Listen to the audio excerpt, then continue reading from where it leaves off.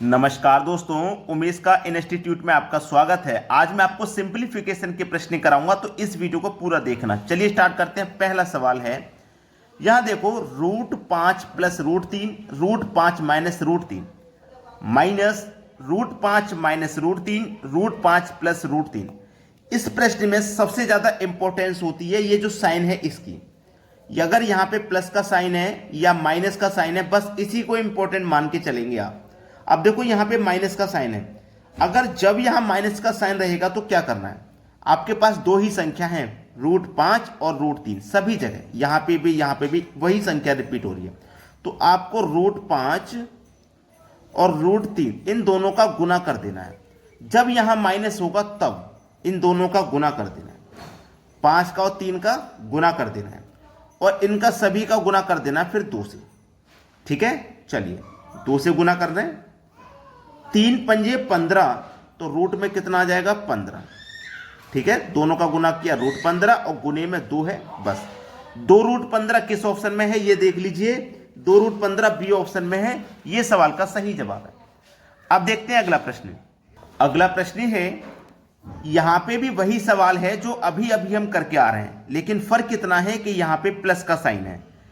Minus का sign हो तो कैसे करना है वो तो आपने सीख लिया, अब प्लस का भी सीख लीजिए। जब प्लस का साइन रहेगा तो आपको क्या करना है, देखो यहां पे 5 और 3 दो ही संख्या हैं, 5 और 3 रूट नहीं लिखेंगे। प्लस का साइन होगा तो रूट में नहीं लिखेंगे, बिना रूट के लिखेंगे। लिखने के बाद बस दोनों को जोड़ दो, आंसर आ गया 8। बस सवाल खत्म। मैं तो बस आपको ऐसे तरीके बताता हूं कि आपको पेन भी नहीं चलाना पड़े और आंसर आ जाए।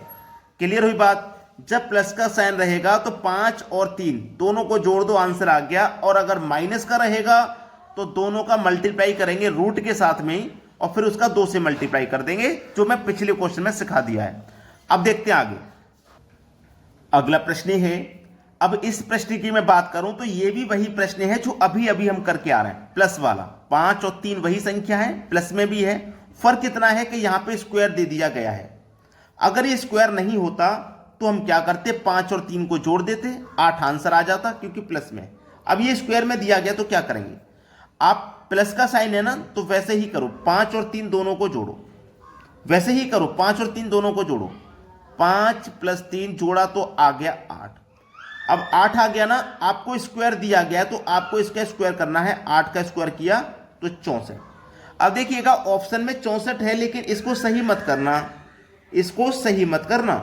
क्यों मत करना, देखिए होता क्या है कि जब ये स्क्वायर में होता है ना, तो दोनों को जोड़ के स्क्वायर तो कर देते हैं, लेकिन फिर इसमें से 2 ही घटाना पड़ता है। 64 में से 2 घटाओगे ना, सही आंसर 62 आ जाएगा। सवाल खत्म हुआ। अब देखते हैं अगला प्रश्न।